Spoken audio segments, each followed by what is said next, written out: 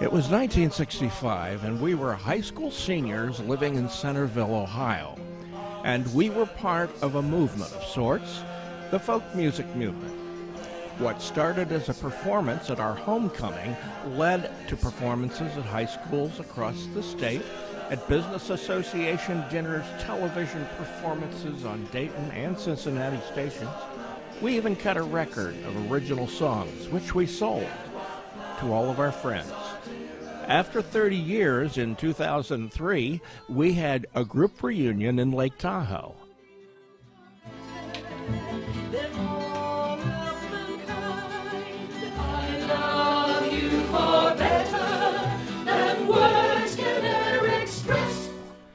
It led to more reunions and singing at our 30th, 40th, and 50th high school reunions.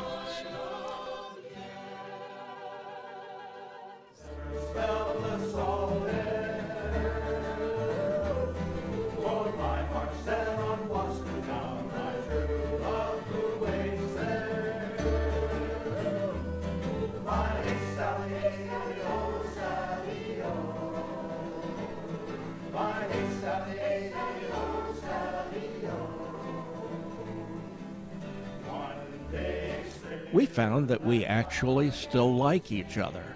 And even though we are spread from California and Arizona to New York City, Ohio, and Alabama, and some of us are polar opposites in our political views, we're still coming together for the music and just to be together.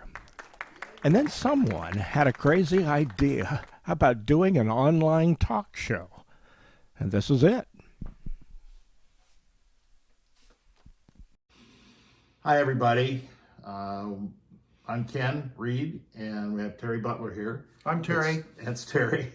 And we're wearing our shirts. We're wearing our 10 of Us shirts, and welcome again to another episode of our 10 of Us talk show. Number 12.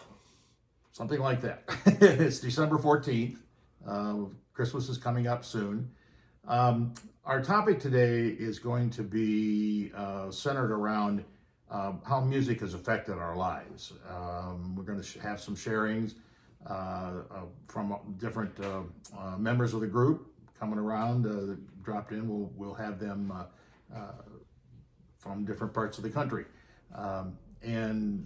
So I was thinking about this, and we're sitting in front of the piano in my room. There we go. In my living room. We're in Frankfort, Illinois, which is a suburb of Chicago. That's where we live.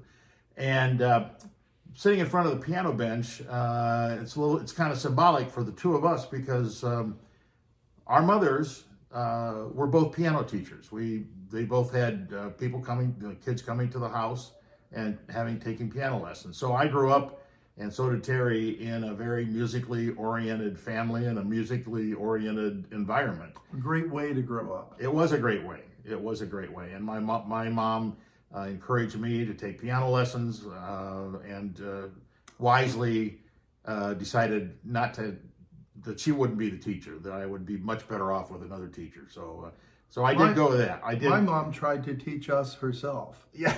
It didn't work, I think, as well as you. I can't even imagine. Oh.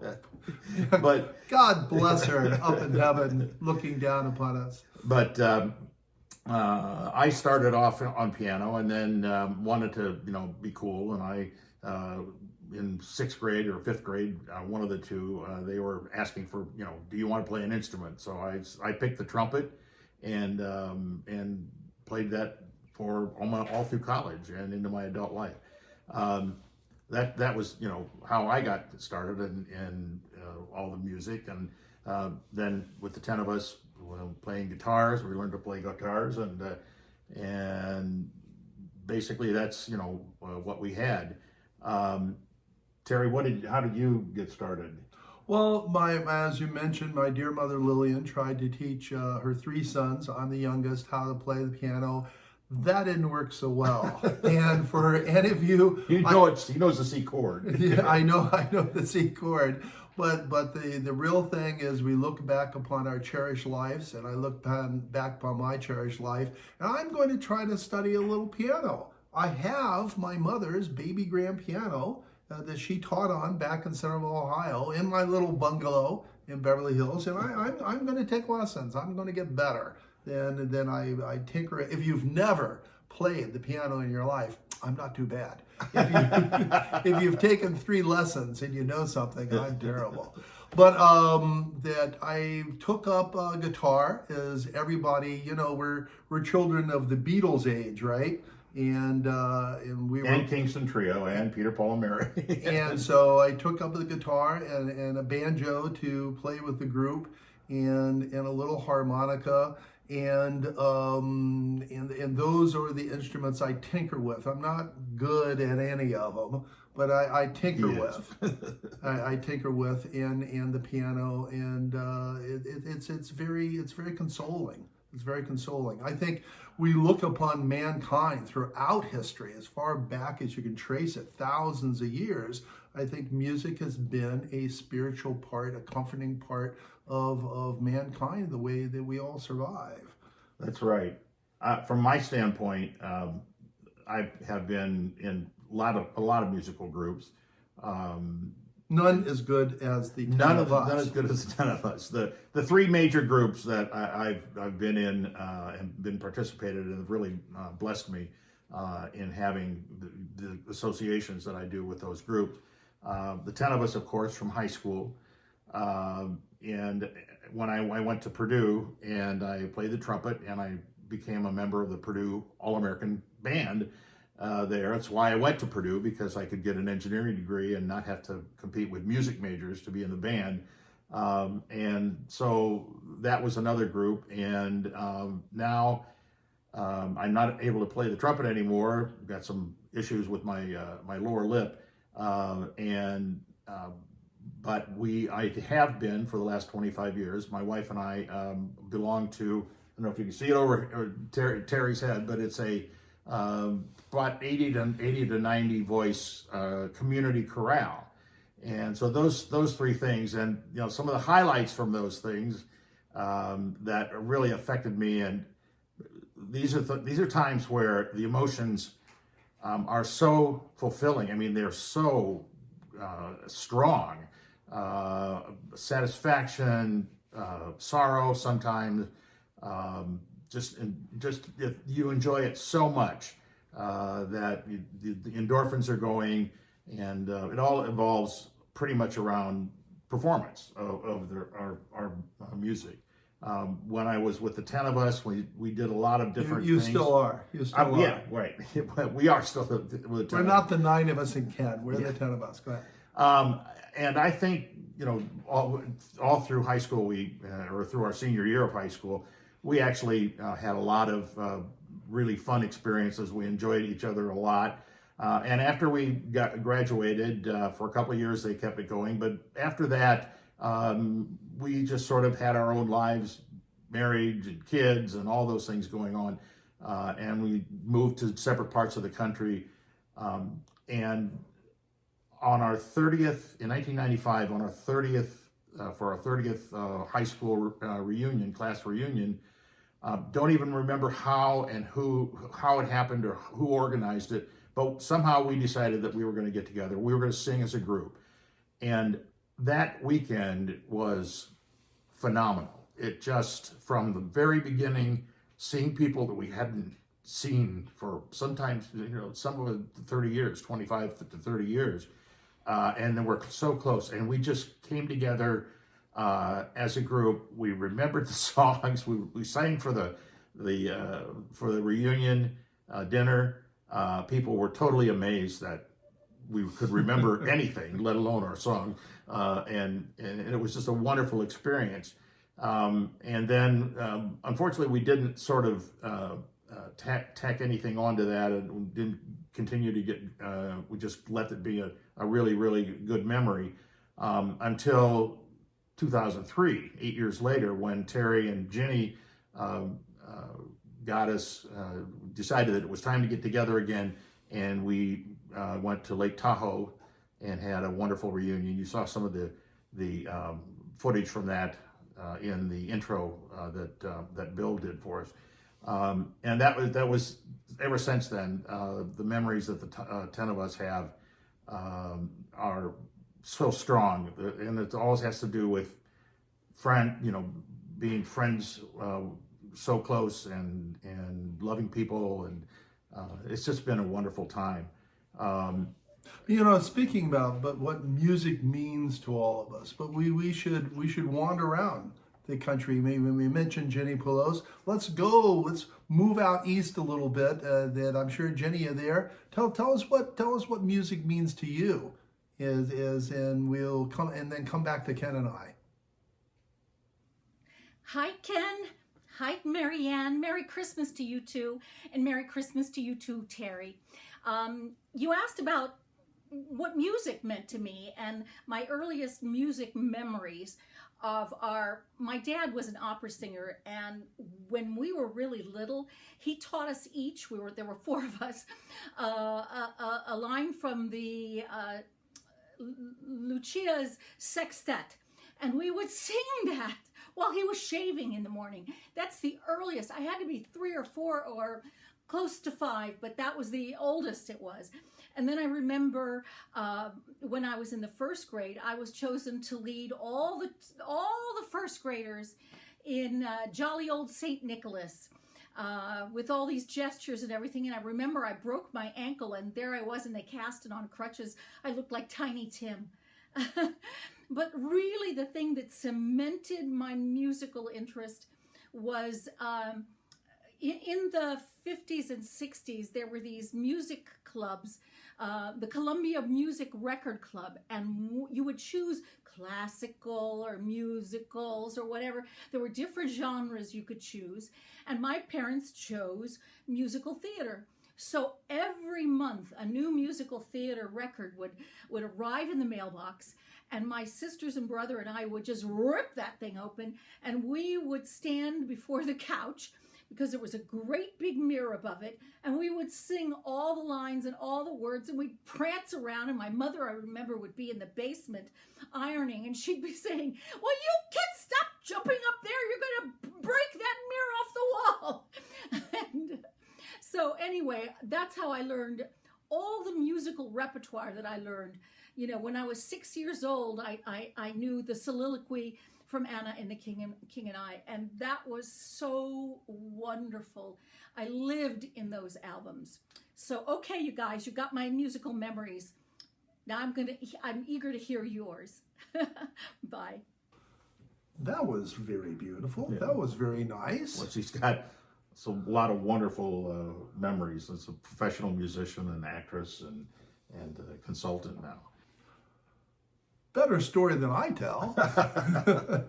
I actually wanted to throw in a couple of things that outside of the 10 of us that kind of affected, what I did. I talked about the different groups that I have been meaningful to me, and that when I was in the Purdue band, I had some incredible opportunities. I went to South America twice. Really? But probably one of the most strong, memories that I have about that was that I spent a whole summer, 10 weeks out of a summer, playing with the Purdue Band as a part of the stage show at Radio City Music Hall. Whoa. In New York. And so that was summer of 1966. And the whole thing about that is that these are the people that's 50 years ago. These are the people that are still my closest friends. The group that went to New York City, and the 10 of us. Those are I still have very, very strong ties to all of those people, and it fulfills me in a great way.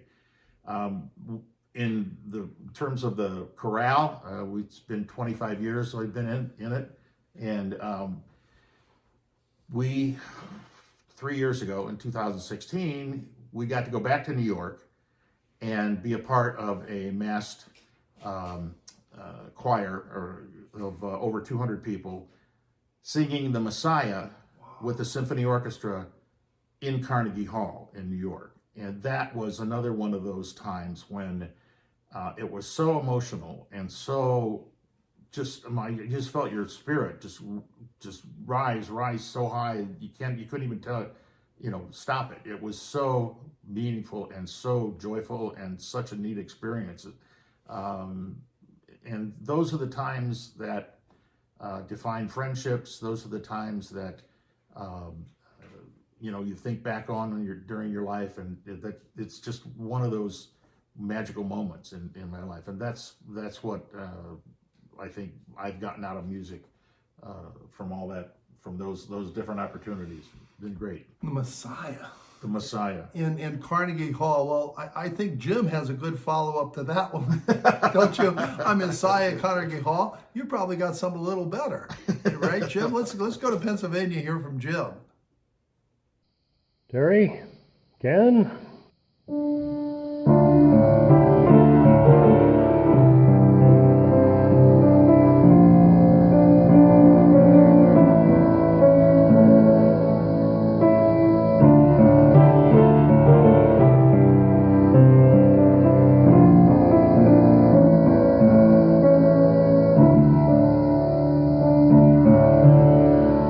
As you can tell, I'm just learning to play the piano, trying again. My mother gave me piano lessons, 60, 70 years ago? You ask, what is the importance of music? There are two things that come immediately to mind. First is the emotion. Music can convey emotion sometimes better than words. One particular time I remember is in Germany. There were two brass bands, two military bands, one German, one American, both playing together. First, playing the German national anthem, which is the tune of Zion, great things of thee are spoken, Zion, city of our Lord, glorious things of thee are spoken, Zion, city of our Lord. A tune that I dearly love. And then, when the bands finished playing that, the drums rolled and they struck up the Star-Spangled Banner.